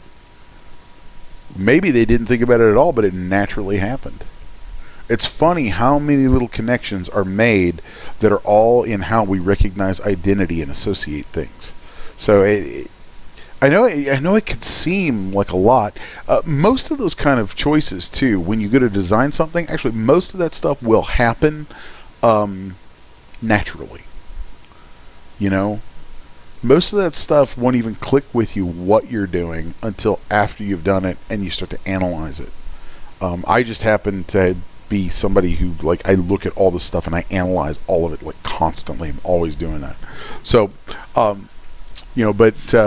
back to what Miss V was saying, and thinking about logos. Logos are very important. Logo is kind of the culmination of your thought process to branding.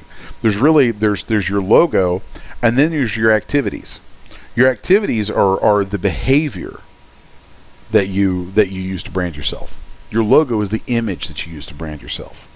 And you put those things together. Anytime you can engage in an activity that introduces people to you or reinforces you to people in some way, in the context of the things you want to be known for, and then in the moment of doing that, there is an appropriate opportunity to drop your logo in some place, whether it's as a signature on something or a little tagline. A lot of websites with forums have taglines down at the bottom where you can have something. In that moment, then you have engaged in personal activity that helps sort of reinforce who you are to people, what your function is, what you offer, and then you're giving them a logo, a face to put with it. Boom, connections made. That's identity, that's branding, every single time. Every time you post in forums about any of this kind of stuff, you're branding yourself. Whether you realize it or not, you're branding yourself. Every time you post on Facebook, Twitter, Instagram, any of these places, you're branding yourself, whether you realize it or not. So I feel it's better to consciously realize it, consciously make decisions about naming, logo, make conscious decisions about what you will or won't say. Do you have a negative opinion to share on a piece of artwork? You know what? Think long and hard about how you share those kinds of things. Try to brand yourself as positively as you can. It's very simple. The old saying, if you ain't got nothing good to say, don't say anything. Maybe if you have something less than positive to say, you make sure you take the time to think about a way to say it that is constructive, so that even in expressing a negative, you find a way to do it positively, so that the experience people have of interacting with you creates positivity for your brand. Hope that makes sense. That's a difficult thing to do, and social media has altered branding in some strange, sometimes kind of scary, sometimes awkward, and most of the time just really, really weird ways. Because through social media now, we are constantly branded. I read an article recently in preparation for this that was talking about building your personal brand. And the subtitle on the article said, everyone is a brand now. And just that headline made me stop and think, yeah, everyone is a brand now. Everyone. Because everyone posts things online. Everyone engages in publishing. Whether you realize it or not, you're publishing. You're publishing your thoughts every time you post them online. That's a form of publishing. And when you do that, you're creating content. You're creating something other people can read, so thus it's content, and you are branding yourself every single time. So when you're doing what we're doing here, trying to build a business, trying to build your business for your art, you want to put that thought in about how you carry yourself, what you'll say, how you can make it a positive experience. You want every time people see your name for it to be a positive experience. If at all possible, try to make it as positive an experience every single time as you can. One of the dumbest, most asinine sounding things that you can do that actually in social media right now helps build your brand is sharing. Like sharing posts from other people that are positive and or funny. Sharing things that you find that are positive and or funny. Because as you do that, people become more trained to quote unquote like or share things that you post. And every time people like or share things that you post, especially if they're willing to share, your name is tossed around. And it becomes a more commonly seen thing. So whatever that identity is, when you do that, you are branding yourself, and you're making your brand have reach. So that's kind of a big thing. That's actually in one of the upcoming weeks. And I know he used to work in radio, so I think he'll be cool with popping on with me. At some point, I'd have to look at the schedule and tell you guys when. I'm actually going to be having, I hope you're listening, or at least I hope he can do it, having Jason, CGBytes, social media manager, come on and actually talk with me for a while and contribute what he can about social media, because he does a lot of work with that for the company, and there's a lot of crazy cool stuff to get into with that kind of takes what we're talking about here with branding. Think of it this way, branding, you're putting on your makeup and your dancing shoes. Social media, you're dragging your butt to the dance. So if somebody's gonna dance with you, you're gonna have to get out there and make it work. So that's kind of a funky analogy for it, but it's very true. It's very true. Right now we're putting on the makeup. Putting on the makeup. We're maybe trying to shed a couple pounds, getting into a nicer suit, picking out the right dress. So that's what branding is. That's how we put that best face forward. Pardon me. How do we put that best face forward, and how do we do it in a way that helps really let people know in as short a period of time what they're getting when they do something with me? So Jason says 20 years marketing background. That's next week, right? Yes, that is next week, my brother. Next week. So let's see here.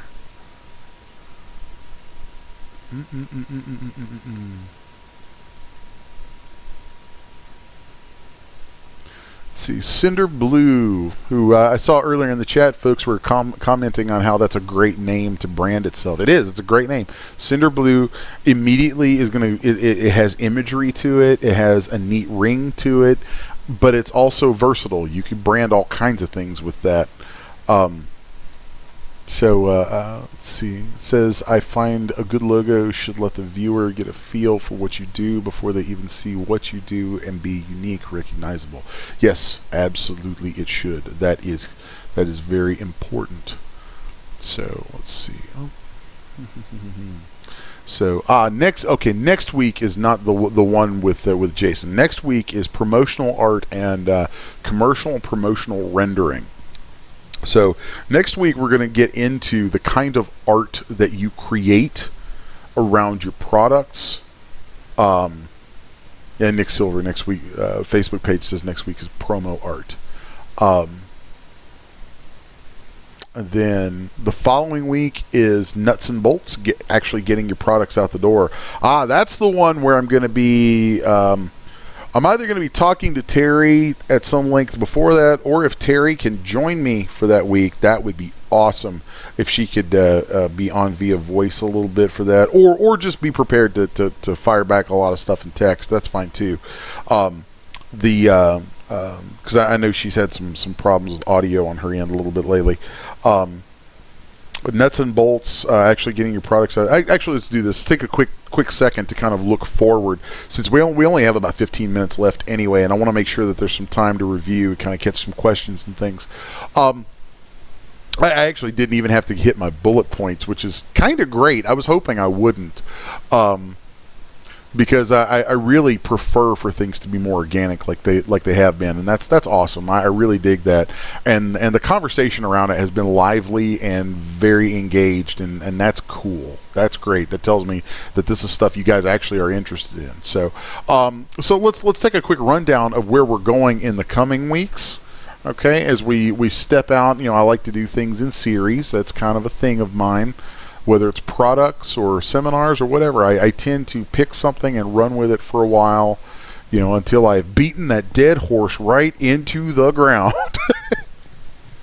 So, let's see. Today is the 5th. Okay.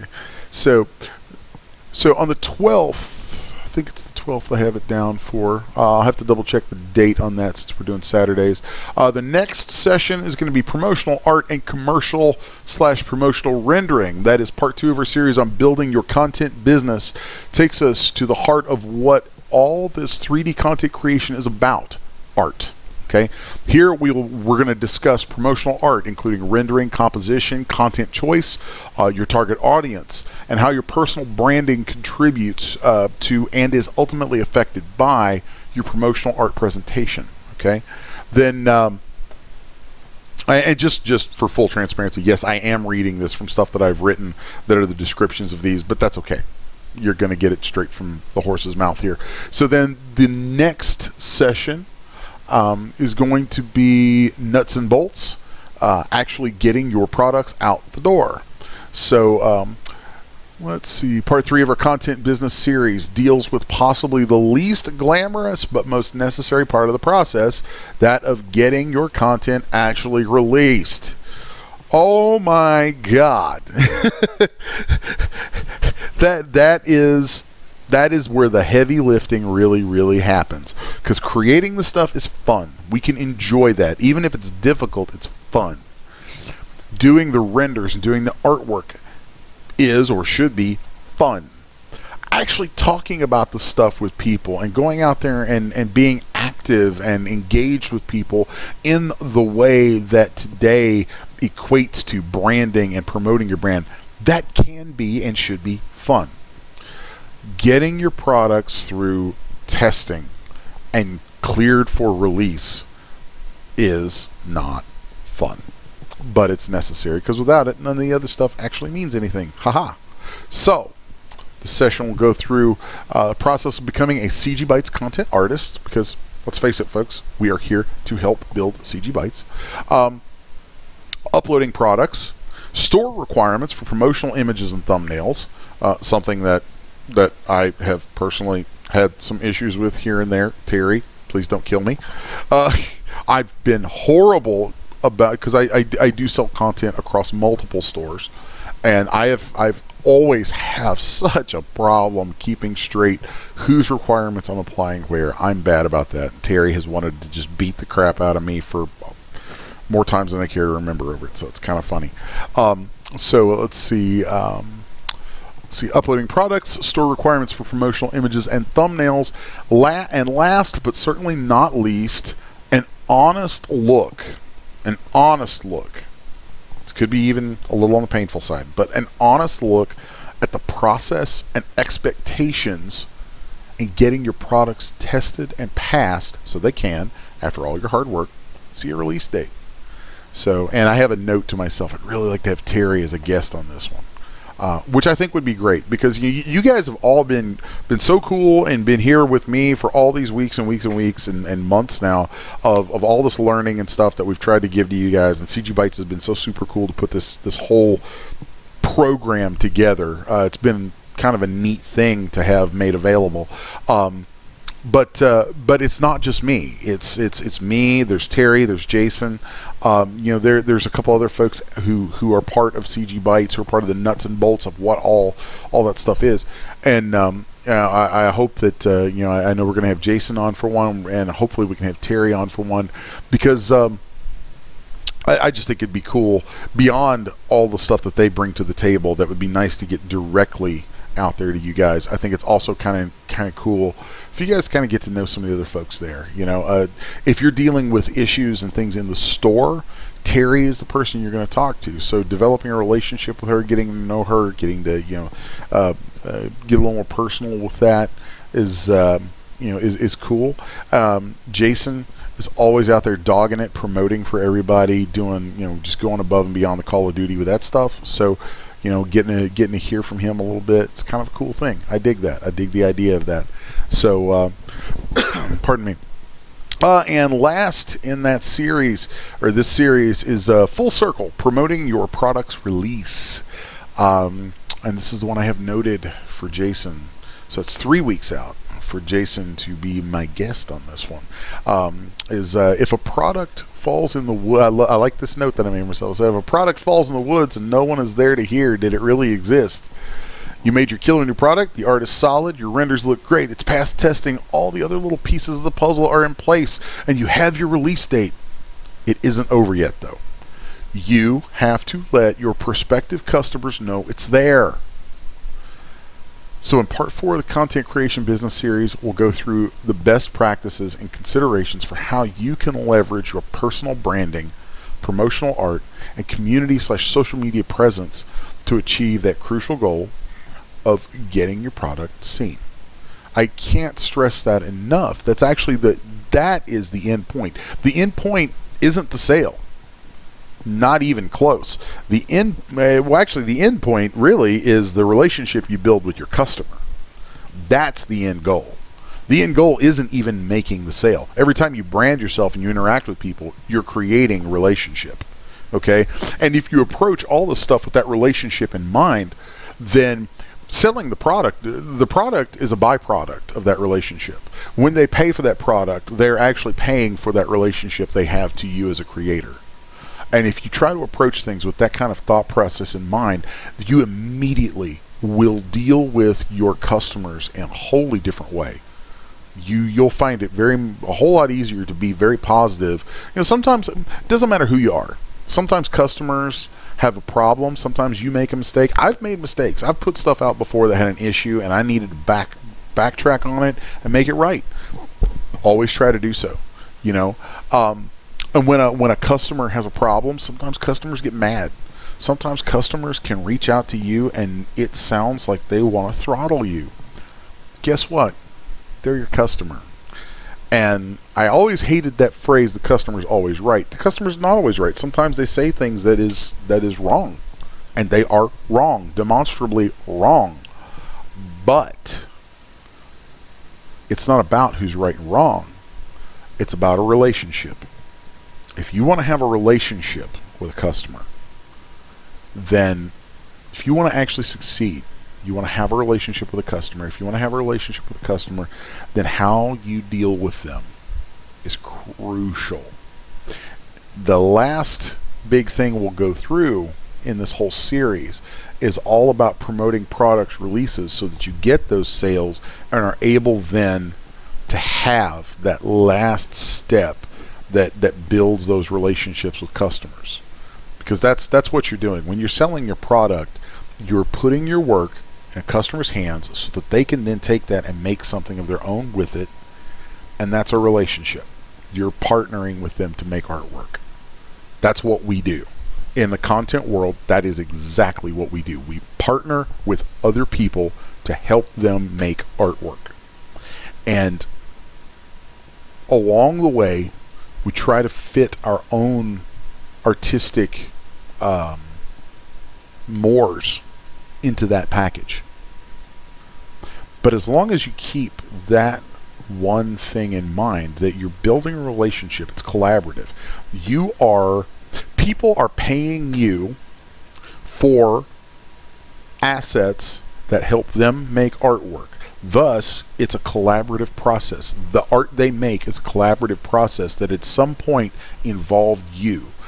Anything collaborative is a relationship. It's relational. And those customers, you have a relationship with them. So you get the product out there, you make the sale, and the sale continues the relationship. If you approach it that way, then, well, let me step to a different angle on it. I have friends now, people who I legitimately consider friends, who I have been friends with for 10, 15, some going on 20 years, because they're not just customers. They started out as customers, but it's a relationship, and I recognize that. And actually, the market that we're in is very unique in a way, because it is a collaborative artistic relationship where we create things that others use to express themselves. And so if you approach it as more than just product, if you approach it as a relationship, and a relationship in which these people who buy what you sell are, well, every time they buy what you make and they make artwork with it, they're actually helping perpetuate your brand. They are carrying your flag out to the world through their own self-expression. And we in this market have a very unique, strange, I don't know very many other places that have this kind of dynamic. We have this very strange, unique dynamic where we as artists in turn help other artists make more art, which in turn helps sometimes go out and create other art. For God's sakes, just look at merchant resources.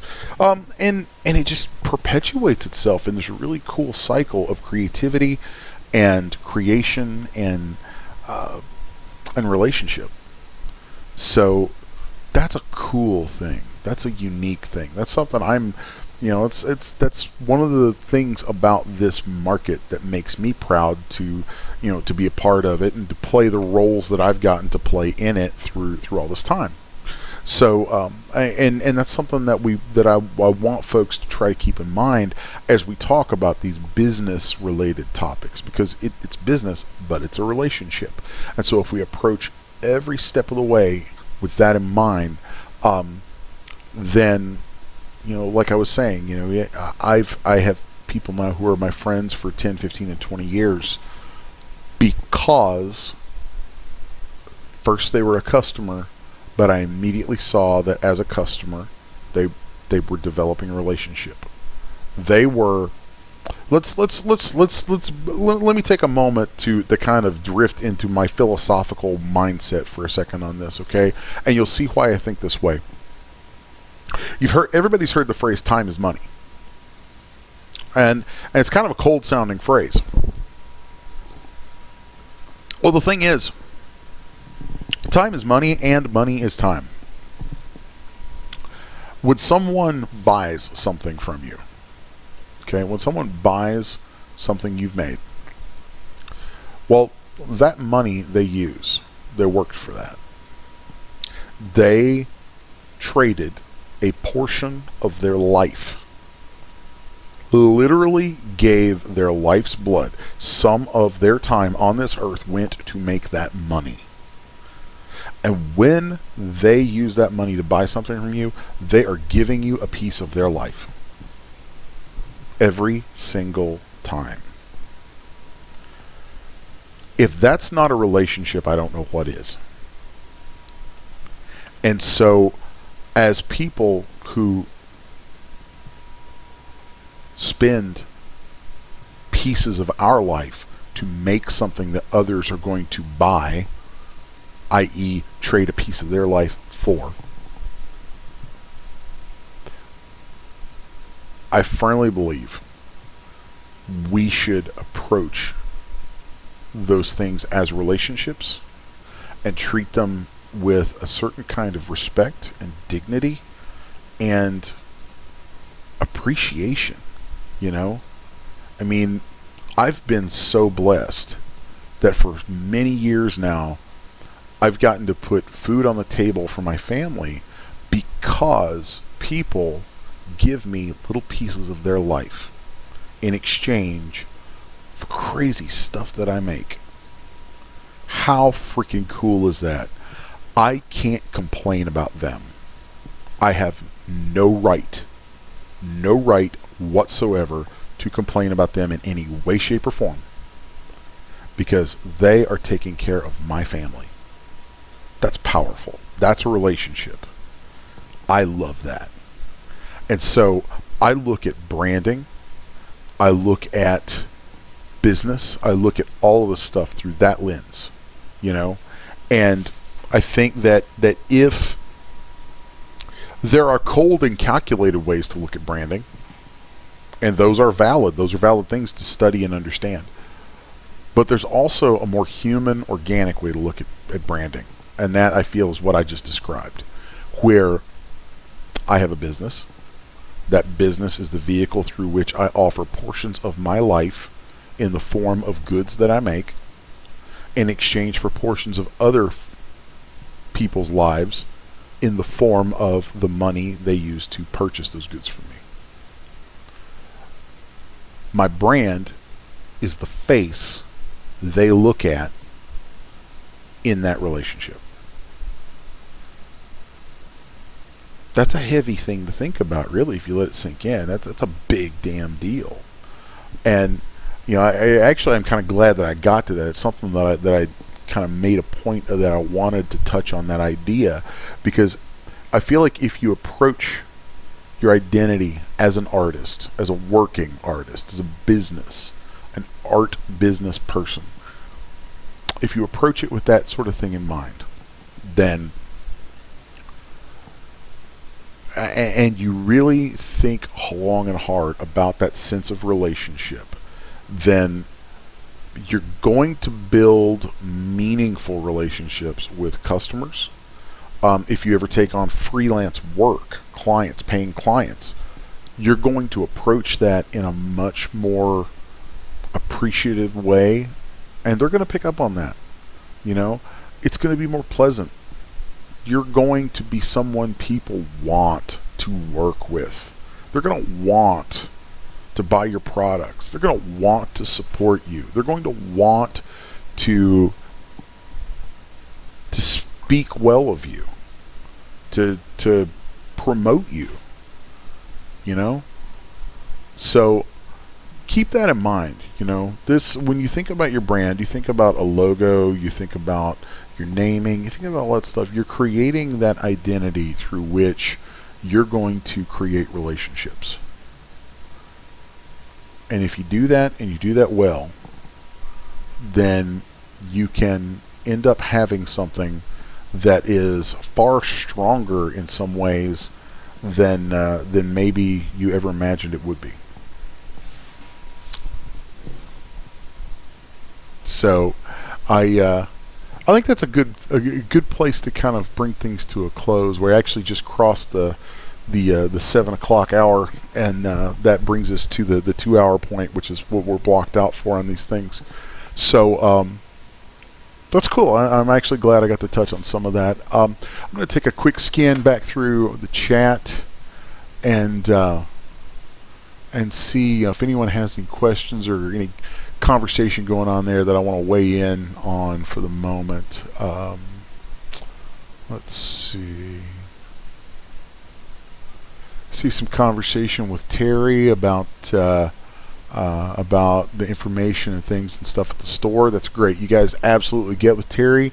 She's awesome. She will hook you up and get you all the stuff you need to know. We want to see you get those products in there and help you guys get to making some money. I mean, it's not just about, I mean, obviously, you know, CGBytes is a business. It's going to be compensated. It's going to get a little piece of that. You know, it's part of what business is. You know, it's providing things, and that's how it, you know, it's compensation for what it provides. But they want to see you guys succeed. They want to see you guys do well. So you got to get those products in. You got to reach out to Terry and work with us on that stuff and get it all going there. So let's see.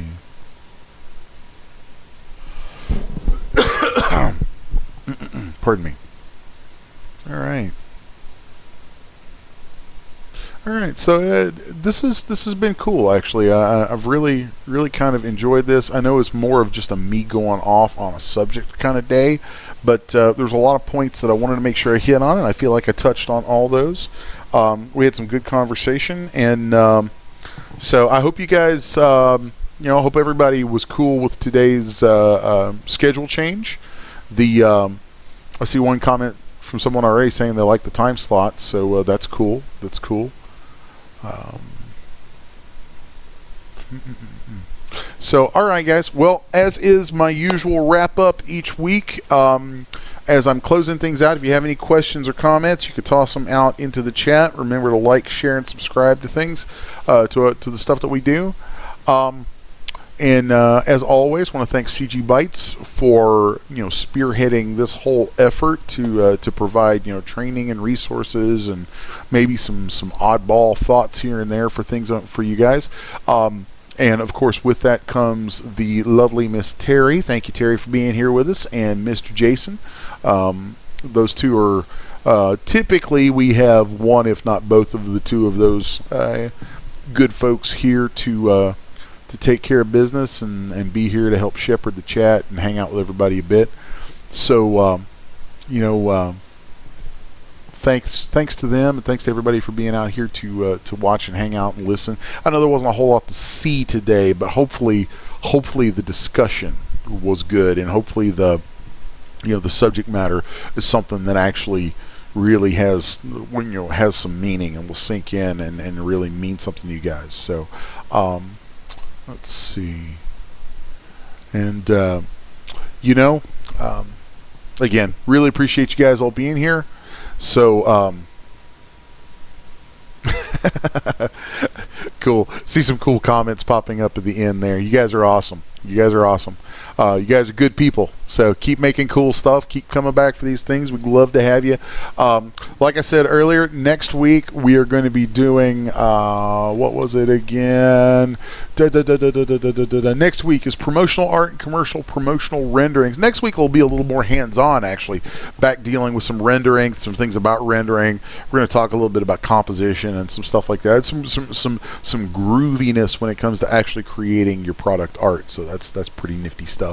So anyway, thanks to everybody. We're going to bring this to a close. It's been fun, and we will see you next week. So till next time, keep making cool stuff. Thanks, guys.